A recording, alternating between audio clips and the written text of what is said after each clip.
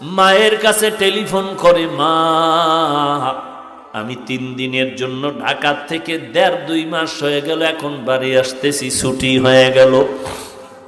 আম্মা জান তোমার জন্য কি নিয়ে আসবো? বলে আমার জন্য কিছু লাগবে না, তোর বাবার জন্য যদি কিছু পারো তুই নিয়ে আসবি। এরে নবীর উম্মতের দল, সন্তান মার্কেটে গিয়া শপিং করে, মাকে বলে মা বলো কি আনবো? মা বলে কিছু আনা লাগবে না। বলে মা তুমি এমন কেন করো? বলে বাবা তুই আমারে কি দিয়ে খুশি করবি? তুই যদি স্বর্ণের কিছু দাও তারপর আমি খুশি হতে পারি না। তুই তাড়াতাড়ি আয়, তোর চেহারাটা দেখলে যেই খুশি হব ওই খুশি আমারে তুই কাপড় দিয়েও করতে পারবি না। তুই আমারে মা বলিয়া ডাক দিলে আমি বাসেই খুশি হব। এই খুশি তুই আমাকে কিছু দিয়ে করতে পারবি না। সন্তান সন্ধ্যা পেরিয়ে যাওয়ার পরে গাড়ির মধ্যে উঠিয়া মাকে মোবাইল করছে, আমি 12টার মধ্যে বাসায় চলে আসতেছি, মা তুমি দোয়া করো। প্রতিদিন মা ঘুমাইয়া যায়, আজকে মা ঘুমায় না, খানাও খায় না। সন্তান আসবে, একত্রে সন্তানের নিয়ে মা খানা খাবে।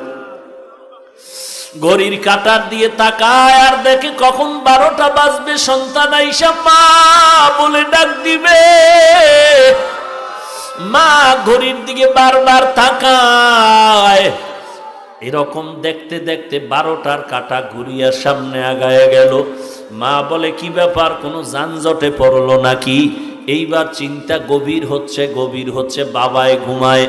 এবার মা ডাক দিয়ে কয়, আমার আব্বা জানকে ধাক্কা দিয়ে কয়, ছেলে এখনো কেন আসে না? 12টা বেজে 1টা বেজে গেল, এত দেরি কেন? একটু টেলিফোন করো। বাবারে উঠায় দিল। আব্বাজান টেলিফোন করে সন্তানের মোবাইলে, রিং হচ্ছে, কোনো রিসিভ হয় না, কেটে যায়, বারবার কেটে যায়, বারবার কেটে যায়। মায়ের অন্তরের মধ্যে কেমন যেন একটু সন্দেহ ভাব, নাকি আমার সন্তান কোনো বিপদের মধ্যে পড়ে গেল। এইভাবে কল দেয়, কেটে যায়, কল দেয়, কেটে যায়। বাবা মোবাইল রেখে আবার শুয়ে পড়ল। মা অস্থির হয়ে গেল, বাবাকেও বুঝাইতে পারে না মনের ব্যথাটা। শেষ পর্যন্ত আবার ধাক্কা দিয়ে কয়, ও স্বামী আমার সন্তান তো এত দেরি করতে পারে না, আমি অপেক্ষায় আছি, আমার সন্তান আসবে, আমি সন্তানের নিয়ে একত্রে খানা খাবো, আজকে মন ভরে খানা খাবো। কত অনুষ্ঠান গেল, আমি এক টুকরা গোশত খাই নাই আমার সন্তানের মায়ার কারণে। তুমি আবার একটু মোবাইল করো। বাবায় ঘুম থেকে উঠিয়া আবার মোবাইল করে, রিং হয়, রিসিভ হয় না, রিং বাজতেছে, রিসিভ হয় না। এইভাবে দীর্ঘক্ষণ যখন ট্রাই করা শুরু করলো, এক পর্যায়ে হঠাৎ করে দেখে মোবাইলটা রিসিভ হয়ে গেল। ডাক দিয়ে কয়, বাবা তুই কই? হঠাৎ বাবার কানে দেখে সন্তানের কণ্ঠের আওয়াজ নাই, অন্য লোকের আওয়াজ। ডাক দিয়া বলে, কে আপনি? বলে মোবাইলওয়ালার বাবা। বলে তাড়াতাড়ি অ্যাম্বুলেন্স নিয়ে আসো, তোমার সন্তান এখন পরকালের লাশ হইয়া মাটিতে পড়ে আছে। গাড়িতে উঠছে, গাড়ি অ্যাক্সিডেন্ট হয়ে রাস্তার পাশে গাছের সাথে বেজে আছে, মানুষ রক্তাক্ত হয়ে গেছে।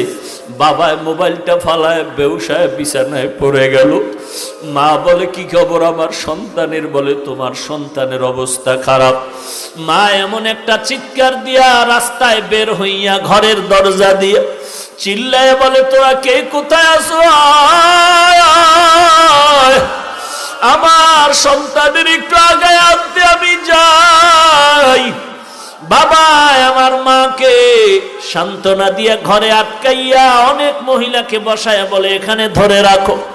বাবায় তাড়াতাড়ি টেলিফোন করে অ্যাম্বুলেন্স নিয়ে লাশ নিয়ে যখন রওয়ানা, বাড়ির দরওয়াজা দিয়া যখন ওই বাঁশি বাজাইয়া ঢুকে, মা পাগলনির মতো দৌড়ায় আর বলে,